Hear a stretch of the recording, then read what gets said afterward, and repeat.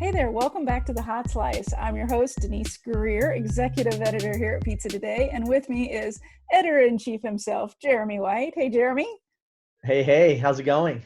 Hey, guess what? It's 2022, so It is. here's It to, is. Deuces, double deuces, 22, here's a to new hoping. year.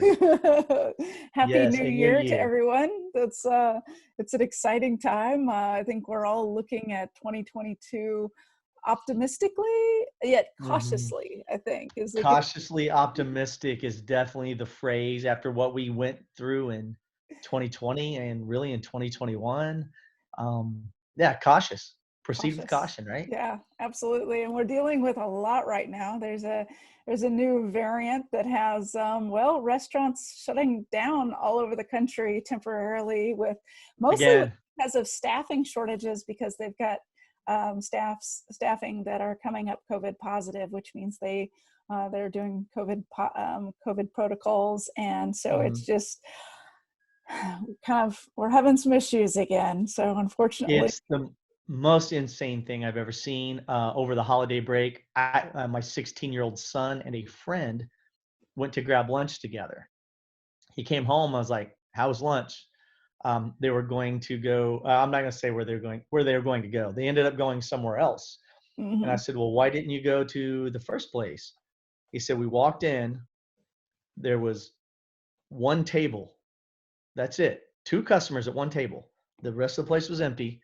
And they told us it was going to be a 35-minute wait for a table." And I That's said, "Hey, staffing shortages. so I explained well, first of all, Yeah, let's get real. A server yeah, worth their salt should be able to handle what, I don't know, 8, 9, 10, 12 tables at once, at least 4 to 5, even a new yeah, server, right? yeah, yeah, There's no excuse for one table. However, having said that, I took the opportunity as his father to explain to him what restaurants are going through and these staffing shortages and all of that.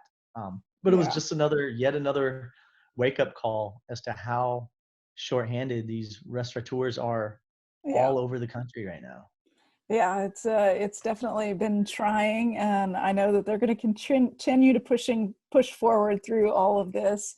Mhm. And we actually have a guest on the show today that's feeling these pains just as much as everyone else is, and that's Yeah. Sammy and Molly Mandell from Greenville Avenue Pizza Company. They're in Dallas, Texas. They have a brand new third location, which is a little bit of a deviation from the first Hmm. two, from having a concept of counter service and a lot of takeout and a lot of nighttime business.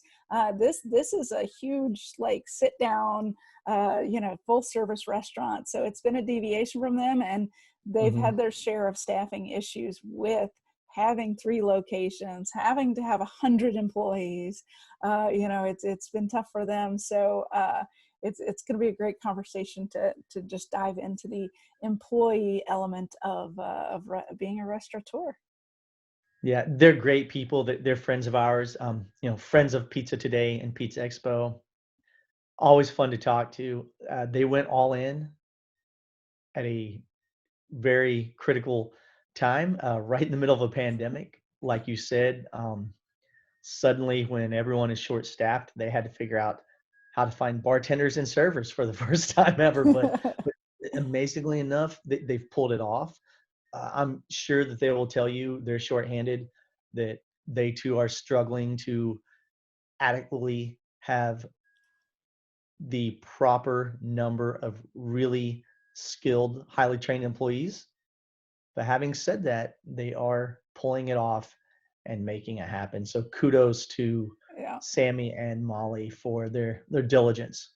absolutely. And that's kind of I think that's going to be the theme of 2022. Just figure it out in order to get to the new places that a lot of our restaurant owners want to get to. They're just going to have to just figure it out as they go. And so let's just dive right into the conversation with Molly and Sammy. Let's do it. Performance Food Service is proud to deliver high-quality products, innovative technology, and custom operational solutions to restaurants of all sizes across the country. The flagship division of Performance Food Group, with deep roots in the restaurant industry, Performance Food Service has been the exclusive distributor of the Roma family of brands for more than 65 years. This signature relationship has allowed Performance Food Service to become a leader in the pizza and Italian segment of food service nationwide. With extraordinary pizza cheese comes extraordinary rewards. Only GAPCo Exceptional Italian Pizza Cheese offers the Gold Club Rewards program with monthly cash back on every cheese purchase. Members also receive funds twice a year to use in their exclusive marketing store. It's their way of saying grazie to customers. Schedule a demonstration at baciocheese.com/hotslice and discover how rewarding GAPCo Exceptional Italian Pizza Cheese can be. Pizza is your legacy. Build it with GAPCo. Well, welcome to the podcast, guys. Thank you. Welcome Thanks for back, having us. I should say. Welcome back. We're back. Yeah, but you've got some exciting news to share. So let's first dive into what has happened to you over this last couple months, because big things happening for GAPCo. Yeah. So we opened up our third location on November 8th. Amazing opening. We do as much as we can on the training efforts. So we were in the store weeks prior, really just trying to train everybody up. Get the people that were going to be on the pizza line to be as close to pizza slayers as possible, and really opened up in a great city, in a great area. It's a city of Richardson, which is a suburb of Dallas, and the city of Richardson has been absolutely amazing. The mayor came out, and it was a blast. I mean, we had a lot of great, opening parties, and the city has just been super welcoming. And for us, taking on a 3,700 square foot restaurant, which is new to us, that's being of that size, we spent a lot of time on design, flow, the look of the restaurant, how everything's going to work. It's also our first full service bar to have at a GAPCo. We have beer and wine at other locations, but full service, this was the first time. And we also introduced servers. We wanted to do something a little different because the space is so large. We really wanted to, increase the opportunity to use that bar. And so what better way to do it than to add servers? So we have been doing a whole lot of new learning as business owners, throwing in servers, throwing in full bar, throwing in a larger location. And so the kickoff to 2022 has been quite intense. I can imagine. Wow. The one thing that I'm very curious about, because you've gone from, if you don't know out there listening, gone from a more counter service model with late night to now with this full service. What, when you look at like where your mind's at and where your priorities are, how did you kind of take that all on? When you started this new location, like what became the new priorities for you to think about with this new concept, and how has that kind of changed as you've kind of gotten into it? Yeah, I mean, the priorities for this really, we're just trying to figure out what were those areas of, just like I was talking about, that we're going to have to learn, that's something we haven't done. In that third location, there's still like an area that has a pizza bar where people sit across from the slayers. We treat that pizza bar kind of like if you're at our other restaurants. So we still brought part of what makes GAPCo into that third location. But a lot of it really was just trying to, actually focus on having bartenders and, having servers and, hiring a GM that was more prone to full service.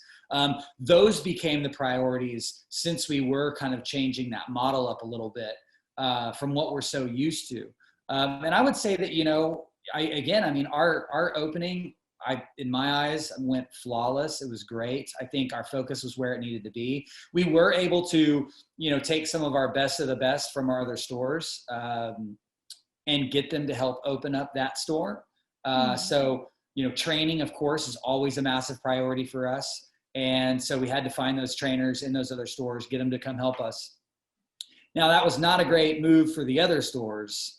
So we have been dealing with the pains of doing that move for the last couple of weeks. But it did get the new store opened, and it went very well. So I would just say priority-wise, really just focusing on the things that made the model different from the other ones. And, just really kind of focusing in on the training aspect and how we could still execute that at a high level. I'm curious how the two of you were able to find, look, in the great employee shortage that the nation is experiencing, and the refrain we hear all the time are, just understaffed, shorthanded, can't do this, can't do that, I don't have enough people. How were you able at this time to find servers, to find bartenders, when you didn't have a pool of bartenders or servers in another restaurant that could help you out, right? So where did you find all these people? Well, I'll start by saying we have a saying at GAPCo, and it's never stop hiring. Like even pre-pandemic, we were like never stop hiring. Even sometimes we would forget that ourselves, and we would stop hiring, and then a few weeks later we'd be like, oh no, we forgot again. We got to start hiring. So I think just the continuous effort of posting ads, looking out there, like talking with people in other restaurants, and just constantly looking for those star employees. Our main thing is like look for character, and if the person's kind and is eager to learn, they'll be able to do anything.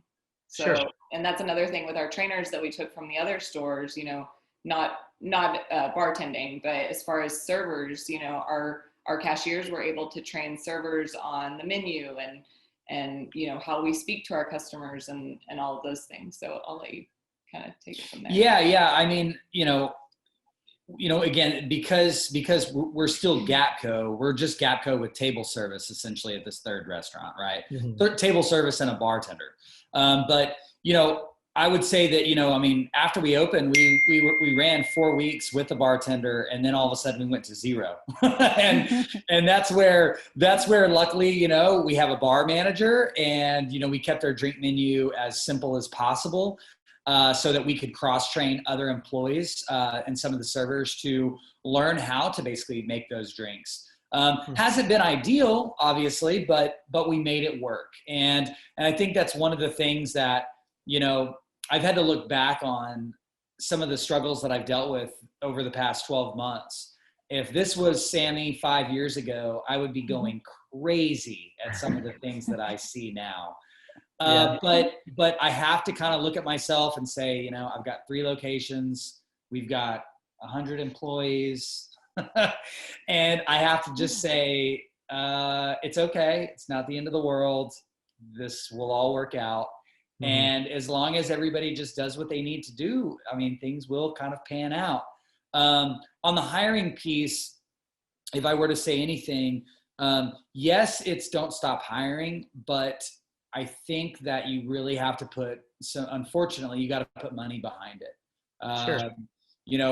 Posting on Indeed is great, but if you're not boosting those ads, you're just not going to get much. And unfortunately, right now, what we're noticing is that the market is really saturated with a lot of people that don't have experience. And that is one of the biggest things that's killing us. And to a degree, managers are just trying to make sure that they've got enough people to fulfill orders, to fulfill being able to take the orders. Mm-hmm. And that's, of course, led to some, probably some bad decisions of who was brought on and who shouldn't have been brought on. But sure. Everybody's trying to do the best they can. I'm really just trying to help them focus on the importance of training. And we're doing everything we can to keep our doors open 7 days a week, which we've been successful at. And really, even if we did make a bad hire, how can we try to make it a good one? How can we focus on still breaking down our training material and really engaging them? And even if they don't have the experience, as long as we can find a level of care, we're good. It's really just trying to make sure that you don't have the ones that don't care. And I think right now that's just kind of what you kind of have to find in this market right now. I really hope that the experienced ones that are out there eventually come back to the market, but we haven't seen that change yet. So what's working for us is constant hiring, but also constant boosting. Yeah. Okay. Now, did you say 3,700 square feet? Is that what you said? Yes, 3,700 square feet, and that does not include the 500 square foot patio out front. So Nice. there's also that. And we're working with the city to actually increase the size of that and wrap it around the building. So hopefully in a year from now, that thing will be 1,700 square feet. Nice. So how many do you seat right now in that footprint? Man, I don't even know what it is, to be honest with you. I think it's around 77, on the inside, and then I think there's another 20 on the outside. And what's funny is we designed the layout with the tables and everything post-COVID in a COVID world. And so we spaced out accordingly, so we don't have a ton of tables, but and so when we did this, we opened the restaurant, everything's going great. We're like looking at each other, looking at Phil, we're like, we need more tables. And now things are now with the Omicron. Okay, but now do we, so even, there's way more seating than our other location, but there still could be more seats, but sure. Wait and see. Yeah, we're gonna kind of hang tight. Our ever since the time change happened, all of our stores have seen a little dip in sales, and on one hand, we're not happy about it, but because we're dealing with so many staffing issues, it's kind of like, well, this gives us the time to kind of, again, focus on training, focus on trying to just make sure that we're doing what we need to do right, so that when it does come back to being busy, hopefully we execute, again, at a high level. Yeah. Hey, with the new location, was it the opportunity that made it possible for you to expand to doing full service, or was it something that you were gunning to do full service, or was it the space became available and you said, all right, here we go, let's do it? Kind of which was it? It was a little combination of all of that. When we opened up the second location 4 years ago, we opened, we went smaller. So we went from 1,500 square feet to 1,000 square feet. Yeah. PV is so cool though. I like that. It is cool. It is cool. But, when we did it, we really were just trying to simplify, but at GAPCo, we pump a ton of money into our design and our look. And if you're going to spend a lot of money doing that, you really should do it on a bigger space, because the cost of the way things work, you want to fit more bodies in seats, sit more bodies in seats when you're investing that level of money into the look, design, and feel. And two, you guys know, the Pizza Slayers are the showcase. So what we learned really with that 1,000 square foot location was we just really couldn't give that full show that we wanted to.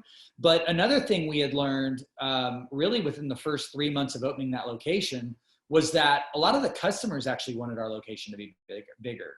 A lot of people, when they first walked in, they were like, oh man, like what? We were expecting it to be, to have tables, have a communal table like our first one. I don't think necessarily our customers wanted, I don't think they were in the mood I don't think the fact that we were having servers or no servers was a deal breaker, but they did want a larger space. So we already knew that, moving on to location number 3, it was going to have to be somewhere between probably 2,250 to 2,700 is kind of like that range we were in. And and then Denise, that's where you talk about the opportunity. We found a really cool space, very similar to our other 2 locations, and obviously 1,000 square feet larger than what we wanted. Got a good deal on it. And that's really where that opportunity piece came in. And we just said to ourselves, hey, you know what? This will probably be the biggest location we ever have. Let's double down, go all out, make it a dream fantasy world for the Pizza Slayer. And when you visit it, our Pizza Slayers, the goal is to have them on stage. Like we Yeah. We've got a freaking stage trellis that holds lighting that shines down on them.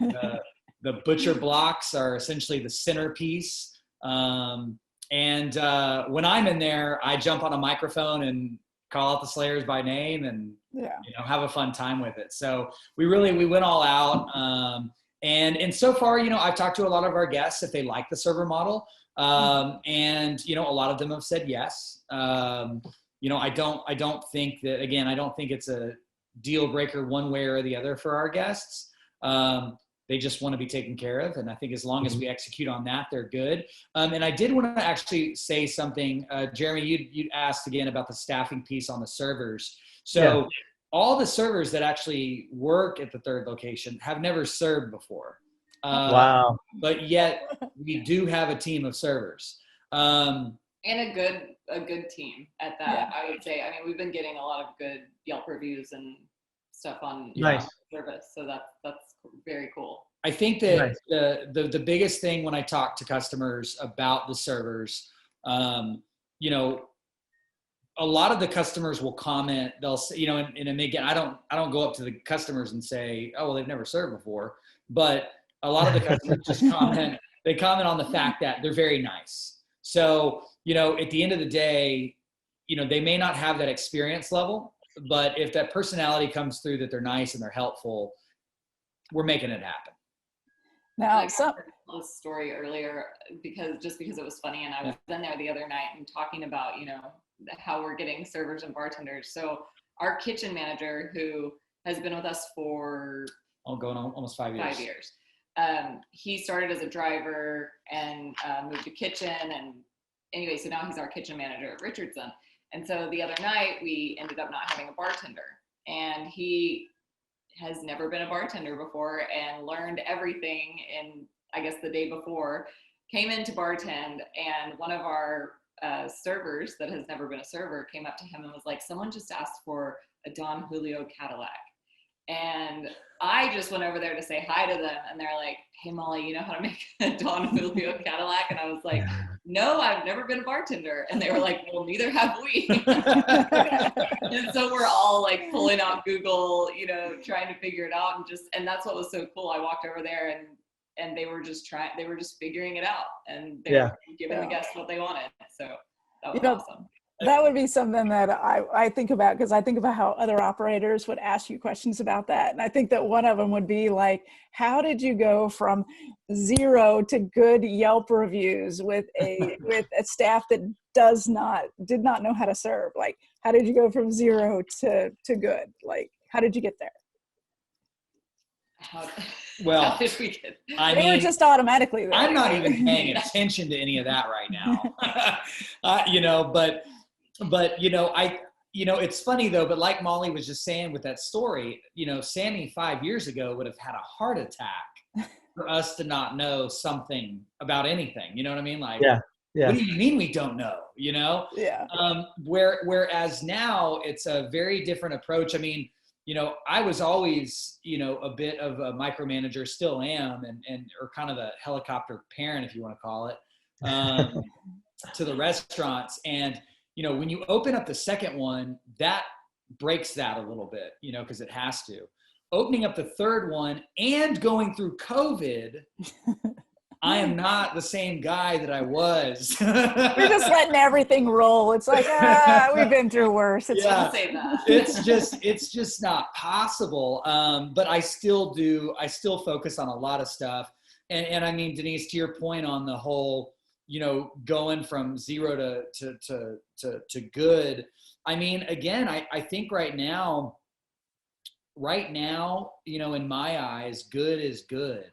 I strive for great all the time. And right now it is really hard to hit great. And if I can hit good, I'm good. I'm chilling. And I will say, we stay, even though Sammy tries not to pay attention to it, we stay on top of all of our reviews. I mean, unfortunately, we both get alerts on our phones anytime there's any review, whether they say something on our website, whether we get an email, Yelp, Google, whatever. And I just think, listening to the customer and making sure you make it right, whatever happened, just reaching out. Either I'll reach out or, one of our managers will reach out, whatever. However it is, I just think, as long as you make it right, a lot of people will update their reviews. A lot of people will just come back. Like I said, we're getting good reviews. We've gotten a couple bad ones, but that's just life. Not everyone's going to love everything all the time. Yeah. Well, I know from just being in your spot, and I know from talking to your employees, you tend to hire, I'll say, hungry people. And I don't mean food wise. I mean, they're like just hungry to learn and be better and always. So I think that that's actually evident in who you're hiring, probably for, serving and bartending for the first time too. That's, and that's a lot of it. I mean, we've got a employee development program that is, merit based. I mean, it does, the more the more you can do, the more you're worth. And that process it's very intricate and it's very difficult. But what makes it more difficult is if you have somebody that doesn't want to learn more or doesn't want to move up. Kind of stops it, and that just, ultimately, I mean, it just doesn't work, and, right now, again, as you kind of have heard me say, we're focused heavily on training. I mean, that's a lot of that process is sitting down and talking with people and saying, all right, you're here now. How do we get you here? Mm-hmm. And, again, what you learn is the ones that really, really, really want to grow, they don't need a lot of oversight. They'll just naturally make it happen because they want to push. But then the ones where you feel like you got to push all the time, it's difficult. Like, again, we're having to do it because of the way the market is right now, but we're just going to keep pushing. What have you found has been the best motivator for people? Has it been simply money, a better salary, or has it been the training mechanisms, or just being collegial and showing you care, or perks, benefits? What exactly is keeping people happy and having them stick around right now in this environment when, honestly, when everybody's so short staffed, if you make them mad, they just walk out and they're employed the next day. Right. Yep. So how are you keeping them around? I think that, it's hard now. It's harder now having 3 locations. I'm somebody that, again, if you go back years, I mean, I've had an employee stay with me for years. Mm-hmm. And it wasn't necessarily hard to do. It would just kind of came through building a bond and having a good culture and being able to be on the same page and communicate on a high level and just be eye to eye. To be honest with you, we've paid people more money. They've still left. We've brought in perks, just random perks, whether that be gift cards, whether that be Red Bulls, whether that be bonuses for certain things. Not a lot of it's worked. I think that for us, our base wage effective this week is now $14 an hour. And essentially with training and tip share, after about 3 months, we should be able to take that same employee and pay them approximately $16.50 to $17.50. And then if you factor some tip share in there, hopefully they're in between that 18 to 20 range. And that's what our goal is. But I'll be honest, and I talk to my guys a lot about culture and about training and about just about employee development. And personally, I think that the one-on-one connection with an employee is 100% hands down the reason that you're going to keep them or lose them. I think that the money does play an aspect, but I think that as long as the wage is competitive, I don't think it has to be the highest or even consideredly, I don't think it has to be high. I think it just has to be competitive. And I think that if the management team has a good grip on who the person is, what are their goals that they want to achieve, and that the management team assists that person in moving up to achieve those goals, I think that's the winner 24/7, 365. I mean, 100%. That's the name of the game. And for me, the reason I said the way I started this was it's really hard now with 3 locations. You know, I have to work really hard with my crew to get them to stretch themselves to do that. Sure. And it's hard to do. I mean, you know, and it's hard to do. And so for me, I'm really just trying to work with my managers as best I can to get them to really assist these team members in getting them to move up. And I'm kind of like the devil's advocate, right? I mean, at the end of the day, let's move them up, but let's make sure that they deserve to be moved up. Yeah. And that's the other catch, you know? And so there's a lot of little things that come into play there. But again, if I were to tell anybody, I personally think that if you want good talent is going to want opportunities and development. The bottom talent, they're not really going to know what they want, but top talent's going to want opportunities. And I always just look at some employees. Occasionally I'll have an employee that'll really let me down, and I'll have to look at them and say, man, are you trying to develop to be a leader, or are you just trying to just do your job? And we're really trying to, in our development program, we're really trying to separate our team members from our leaders and then into managers. And so we're really trying to figure out of the team member pool, which one of these people, which one of these, or what group of these people want to be leaders, not necessarily managers, but just leaders. And then really double down and focus on those people, because those people then in turn will help your managers, and they'll help your culture, and then ultimately will help your team members want to stay.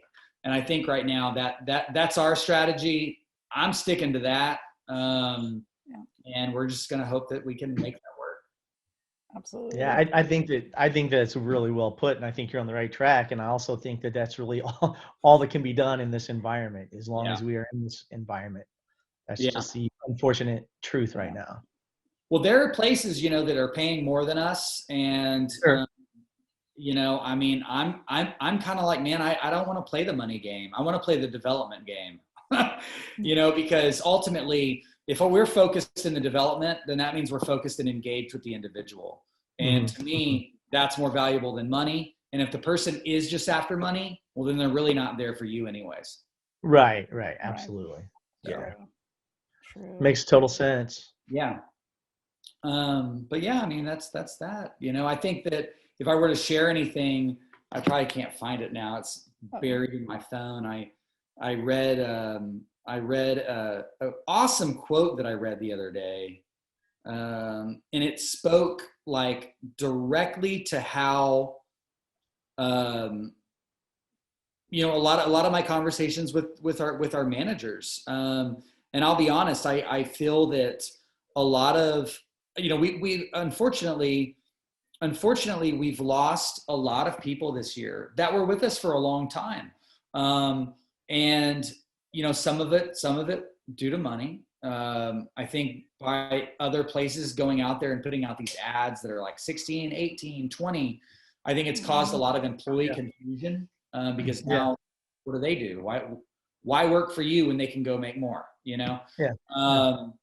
And you know, and again, and now what's happened is we've been infiltrated with a lot of employees out there that don't have a lot of experience, and you're trying to sift through them and find out which ones want to be leaders, which ones care, you know, so on.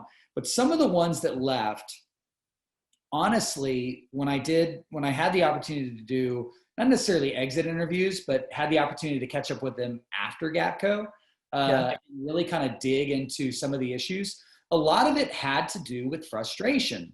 A lot of it had to do with the new people that were hired on that didn't know a lot, that caused frustration of the team members, and they just don't want to put up with the BS anymore.